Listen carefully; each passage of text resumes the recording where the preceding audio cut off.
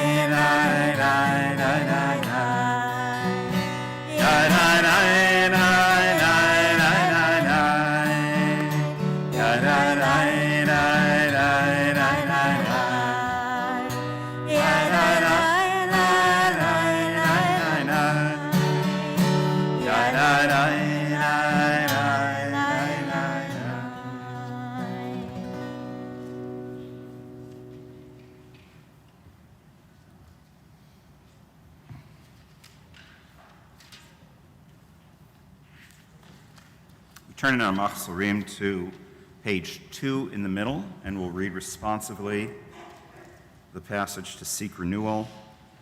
On this night, O God, we have come into your house to pray in your sanctuary. But if the heavens are merely your throne, if the earth is but your footstool, if the heaven of heavens cannot contain you, how much less this house, built by mere human hands?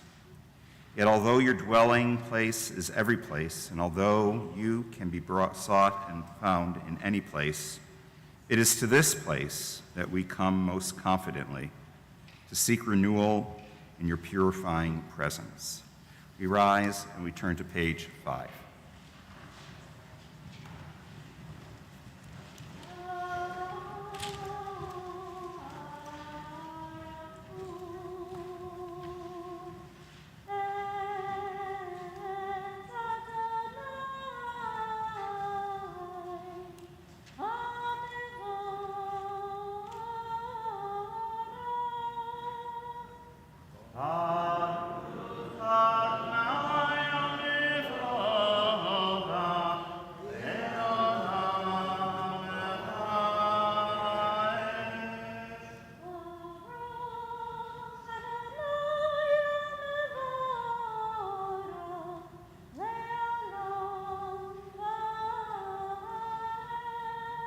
Seated.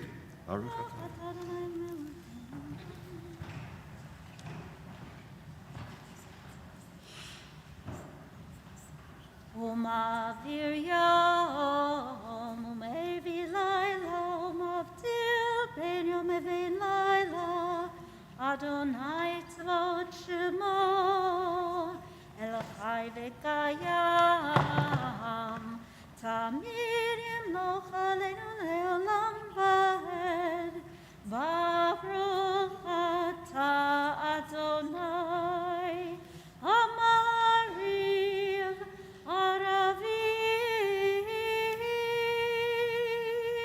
Page 6.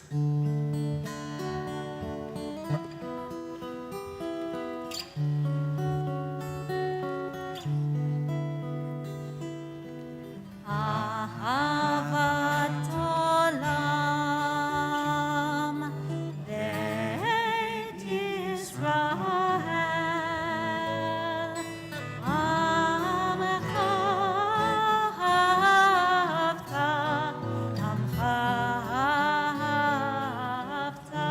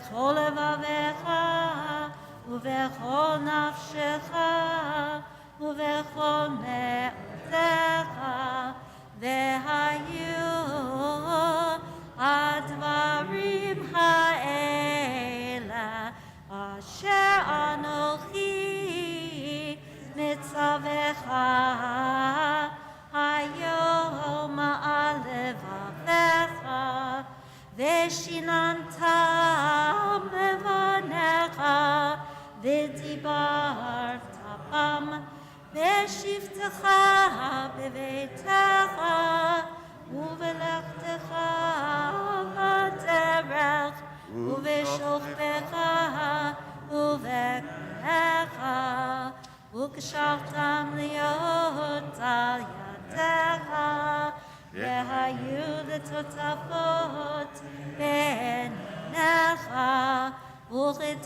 וכתבתם על מזוזות ביתך ובשעריך, והיה עם שמות ישמות. Continuing silently on page 7.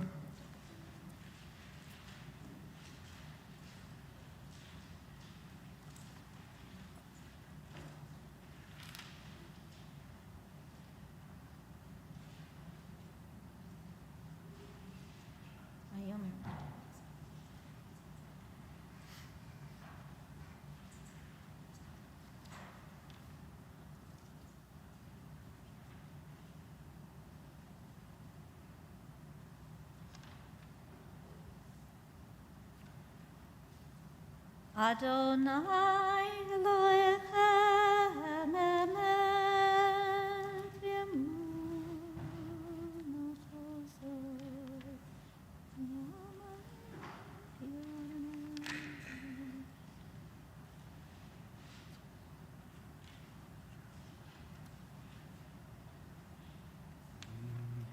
ומלכותו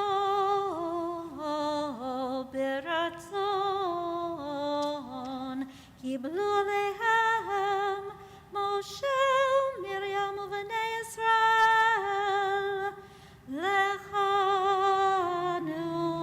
שירה בשמחה רבה, ואמרו כולם מי כמוך באלים אדוני, מי כמוך נדר בקודש, נורא תהילות עושה חלה, מלכותך ראו בניך בוקע ים לפני משה, זה לי ענו ואמרו אדוני ימלוך לעולם ועד, ונאמר כי פדה אדוני את יעקב ויעלם מיד חזק ממנו, ברוך אתה אדוני גאל ישראל. Page 9. השכיבנו אדוני אלוהינו לשלום, והעמידנו מלכנו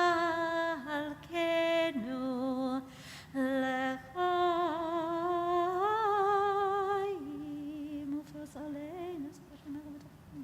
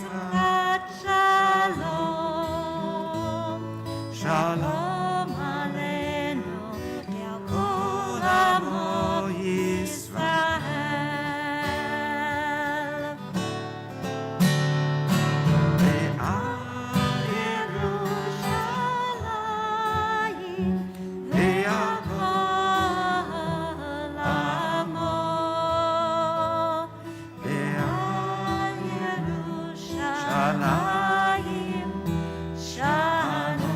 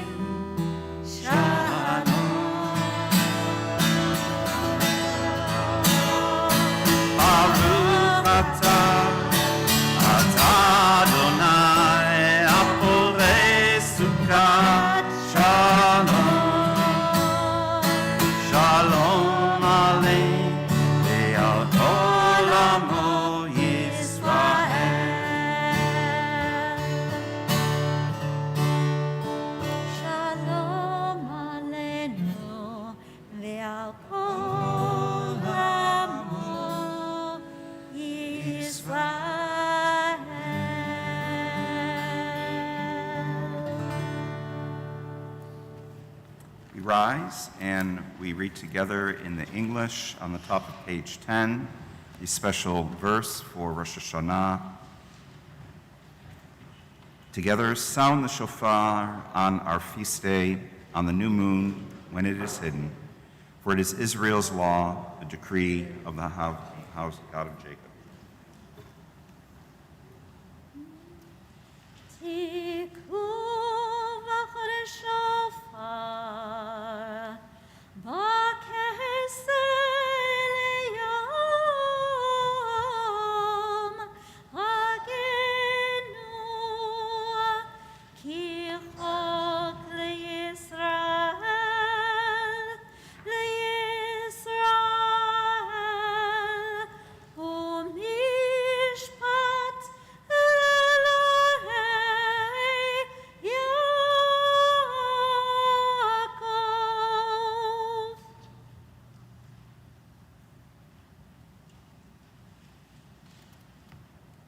Chatzi Kaddish.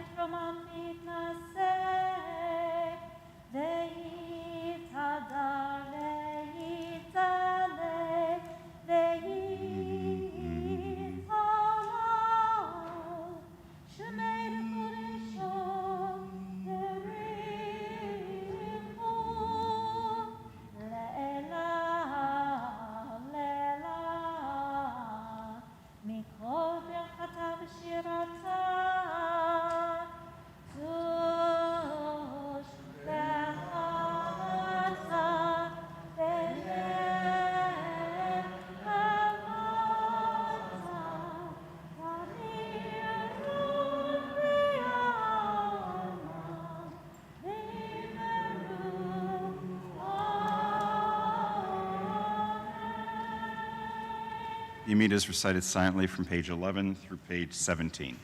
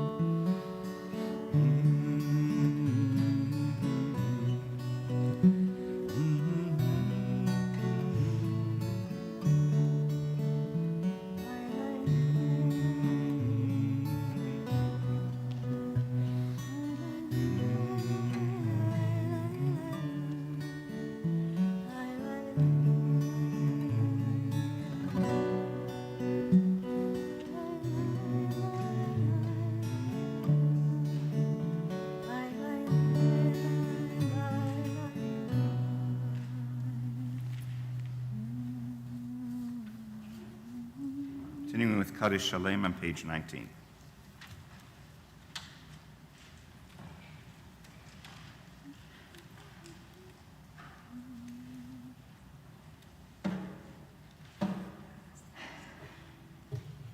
יתגדל ויגדל שמרו הבא ועלמתי ורק ירותי וימליך מלכותי בחייכון וביומכון ובחיי כל בית ישראל בגלה ובזמן קריב ויאמרו Amen. ישמרו במבורך לעולם לא מהמיה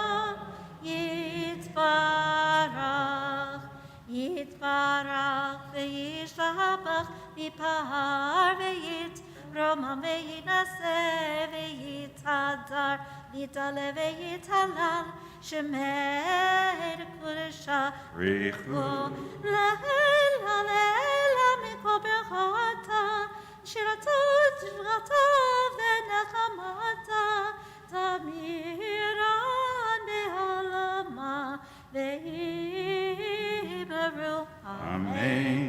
תקבל צלעות הון ובאות ההון לכל ישראל קודם אבוהון דבי שמיה ויאמרו אמן יש למה רבה מן שמיה וחיים עלינו ועל כל ישראל ויאמרו אמן עושה שלום במרומיו ויעשה שלום עלינו ועל כל ישראל ויאמרו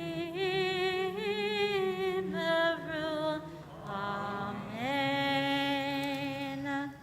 May it be your will, Adonai, our God and God of our ancestors, that the year 5783 be one of balanced and mindful growth for us as individuals, for our families and our communities.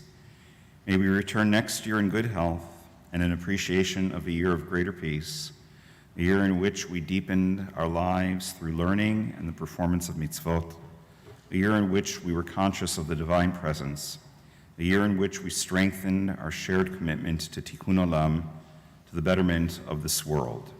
We rise for Kiddush on page 24. And we invite all the children on the bima to join us for Kiddush.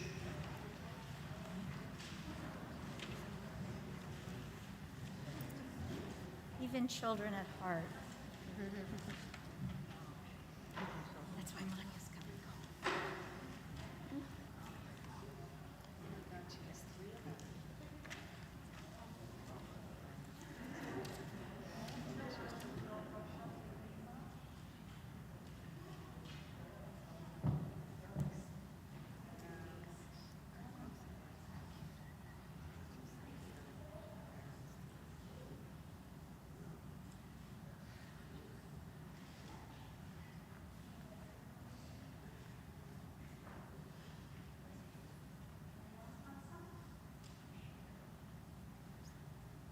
Baruch atah Adonai Eloheinu melech haolam morei pari hagafen.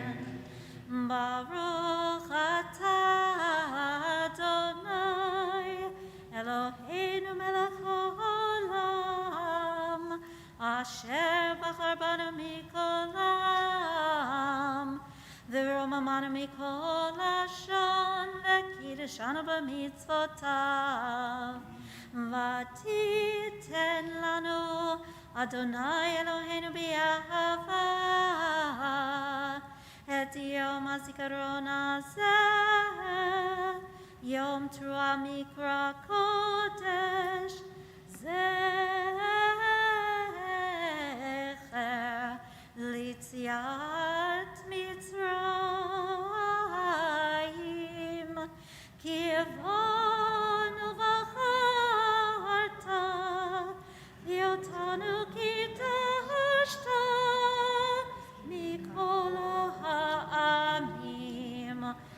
v'archamet v'kayom lad. Baruch atah Adonai melech hakol haaretz v'kadesh Yisrael melech hakol haaretz v'kadesh Yisrael b'yom hazikaron melech hakol haaretz v'kadesh Yisrael b'yom hazikaron.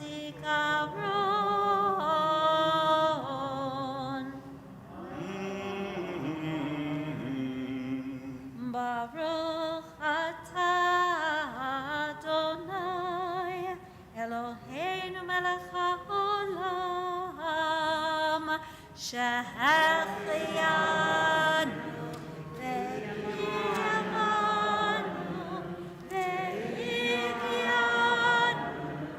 והחיינו לעשות מעשה.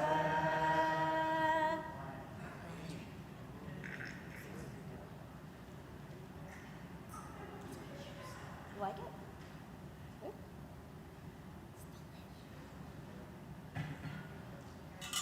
Be seated.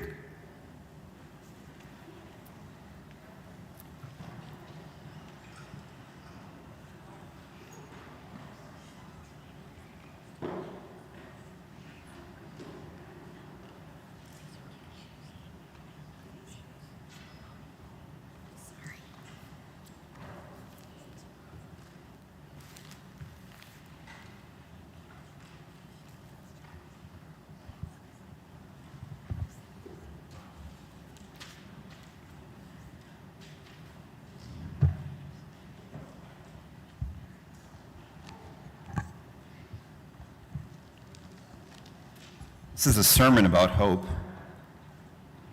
I'm hoping primarily that the rain stops, actually, before I have to walk home.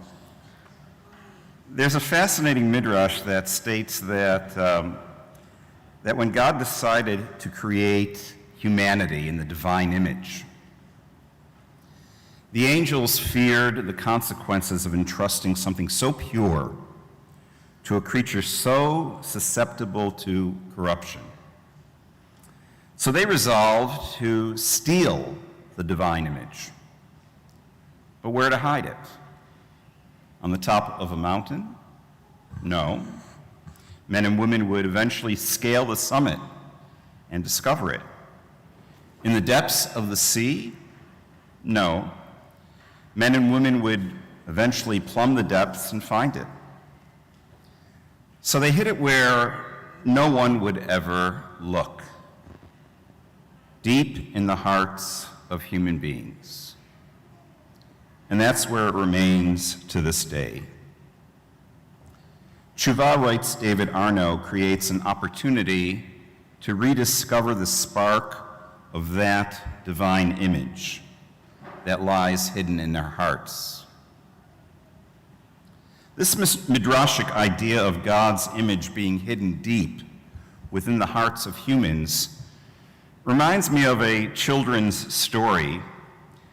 As a grandfather, I'm looking for children's stories, and I remembered a story that was written by a congregant of mine in Madison, a children's author by the name of Mark Kornblatt.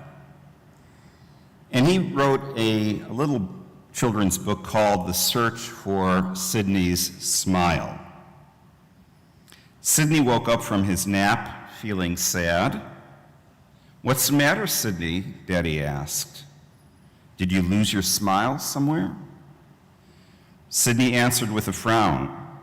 "Come on," said his daddy, "let's go find it." And the story continues with father and son searching the house for Sydney's smile. First they search in the father's room, and then they look for it in the kitchen. Maybe it's in this carton of ice cream. No, not there either. Did you leave it on the playground? No. Maybe it's in the zoo. The story continues searching for Sydney's smile until the day ends and father and son are exhausted and it's time for Sydney's bath. Maybe it got washed off in the tub. No, it's not there either. By then, Daddy was tired. I give up, he said. I can't seem to find your smile anywhere. Sydney lifted his arms. Daddy, hold me, he said. Daddy picked him up and hugged him, and Sydney smiled. I should have known, said his father. Your smile just got stuck inside you.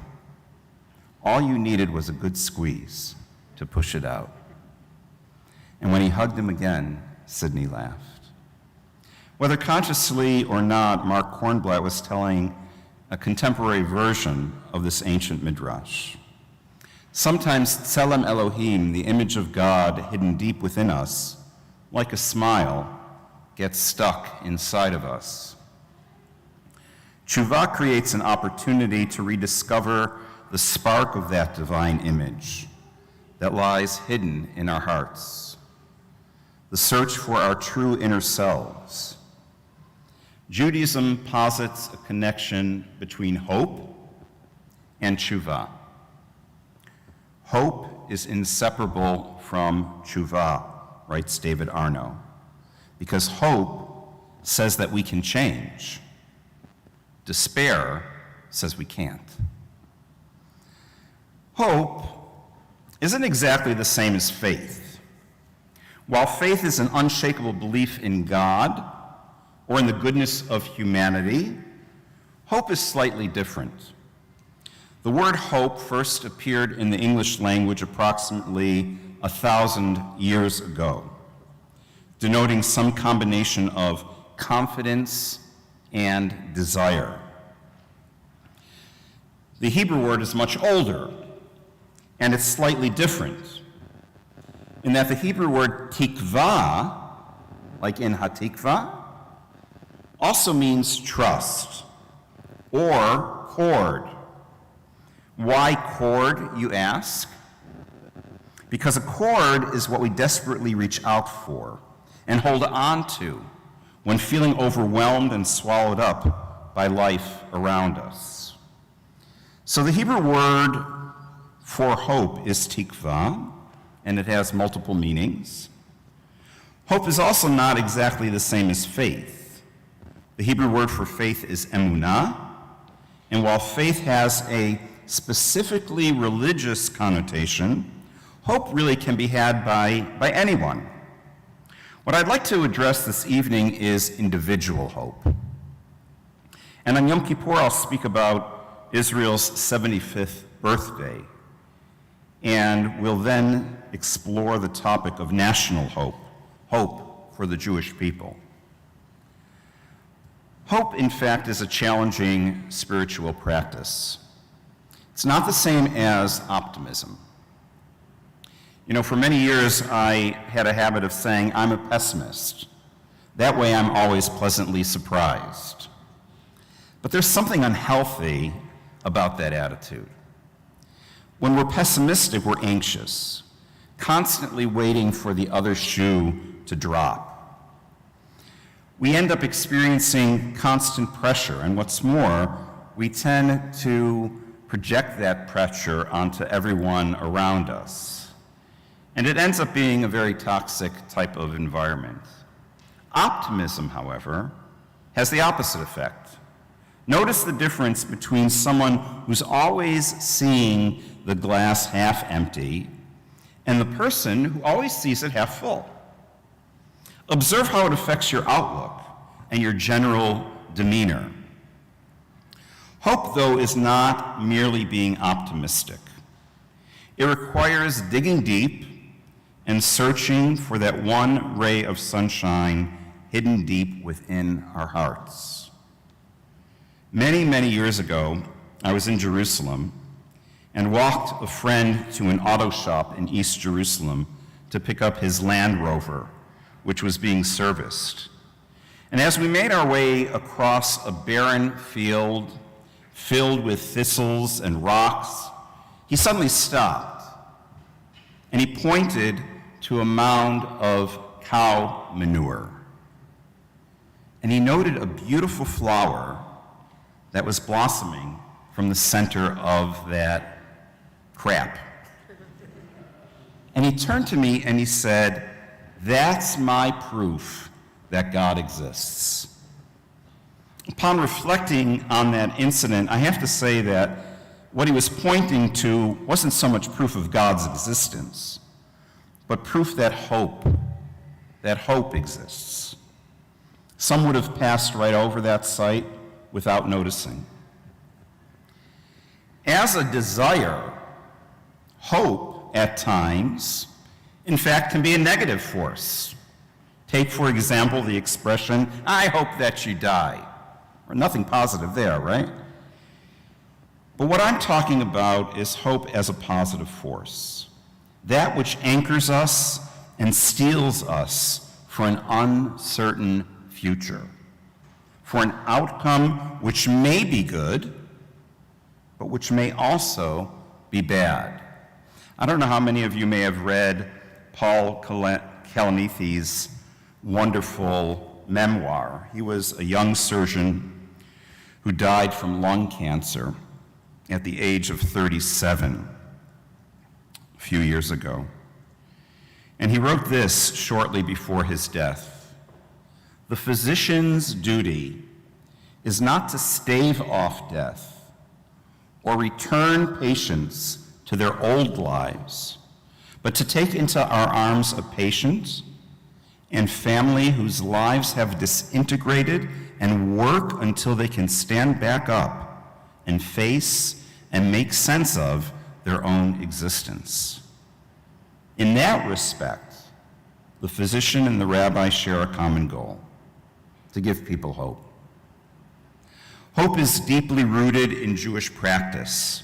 In order to hope, we must believe in the possibility of change. We must be able to see ourselves and other people as change agents.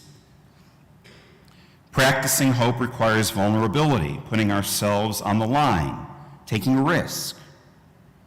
Hope requires truth and honesty. False hope only masks anxiety. Real hope is a commitment. Ultimately, hope is an act of faith. A great thing about it, though, is that we can practice hope even when faith may be difficult. Our sages teach that when we're called to judgment for how we lived, we'll be asked a series of questions. Did you transact business in good faith? Did you engage in family life? Did you seek knowledge and understanding of the world and the people around you? Did you build a relationship with the divine? Did you anticipate redemption? Did you attempt to understand things from different perspectives? It's there in the Gemara in Masechet Shabbat. Against a backdrop of so many personal questions, the question about redemption stands out. It takes an individual beyond themselves and links them with a much broader vision. With regard to anticipating redemption, one medieval commentator adds that each person must live in creative tension between what is in front of them in the world as it is and the possibility of how much better it could be, and take responsibility for moving their corner of the world a bit closer to perfection. The Slonomer Rebbe, who died in Jerusalem in 1981, puts a sharper point on this. He says that we are to be like scouts, looking out from a high tower. From that vantage, we can see both the suffering around us while grasping the broader reality that God did not create the world to be a place of pain and suffering. Rather, the world is good and our lives have purpose. And although we do not know how to transform the world, our task is to trust, to hope, that our efforts to make a difference will be supported and aided by a God who seeks our help to move the world toward healing. Each person he teaches has a purpose in creation. Our purpose is to refine our character and take steps to fix what lies broken before us. We were created to take part in the ongoing creation of the world. We practice hope when we refuse to accept the world as it is, when we trust in a vision of what it should be, and when we commit to doing our small part to make it so. Human beings are also blessed with a wired-in capacity to practice hope. Hope is active and empowering. Practicing hope is our human link and sacred task in the process of redemption. In the Midrash, Rabbi Yitzchak taught that everything depends on hoping. It's no accident that the rabbis chose Psalm 27, which we're going to read in just a few minutes, as the additional psalm to be read on the 10 days of repentance. That psalm concludes with the words, "Hope in God, strengthen yourself. Be of courageous heart, hope in the Lord." In order to change, in order to envision a new vision of ourselves and the world, a new identity, we must have courage, we must be strong, and most importantly, we must have hope. L'shana tova tikatevu, may we all be inscribed for a year of goodness, a year of health, and a year filled with tikva, with a hopeful disposition. We rise as the ark is opened for Aleinu on page 25.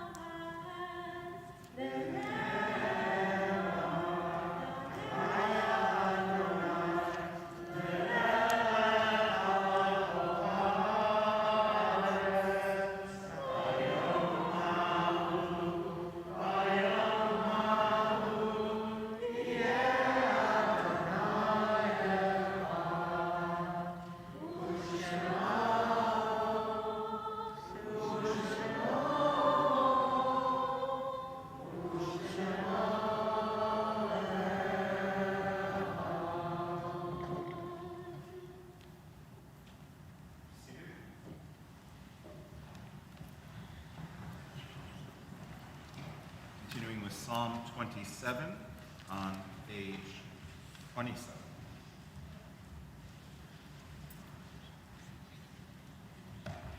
Adonai, Yeshua,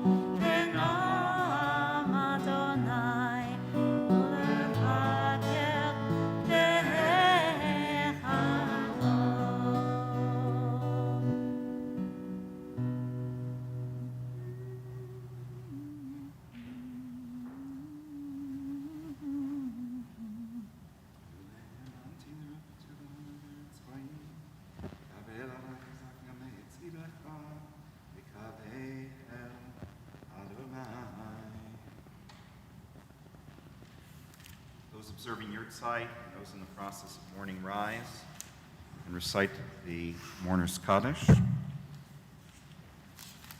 On page 26, Yitgadal, Yitgadash, Merabah, Ve'alma divrach hirute, ve'amlich malchute, v'chayechon, v'yomechon, v'chaye d'chol Beit Yisrael, v'agala, v'zman kariv, v'imru amen. Yehesh merabah, barach, ve'olamu me'amaya, yitbarach, v'yishtabach, v'yitpa'ar, v'yitramam, v'yitnaseh, v'yitadar, v'yitale, v'yitalal, shemei dekudsha brichu. Le'ela u'le'ela min kol birchata v'shirata, tushbechata v'nechamata, damiran be'alma v'imru amen. Yehi shlama rabba min shemaya, v'chaim aleinu v'al kol Yisrael v'imru amen. Oseh shalom imromav, hu yaseh shalom. Aleinu v'al kol Yisrael v'imru amen. We'll conclude with the singing of Yigdal on page 28.